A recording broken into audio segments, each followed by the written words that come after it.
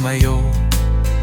Pamilyang akala ko'y matatag na lubos, ngayon'y alaala na lang ng kahapon. Ikalawang saknong minsan ay umibig ako, baka 2 beses, ngunit di nila tinanggap ang kaluluwang lagalag. Iniwan ako sa alabok na walang natira,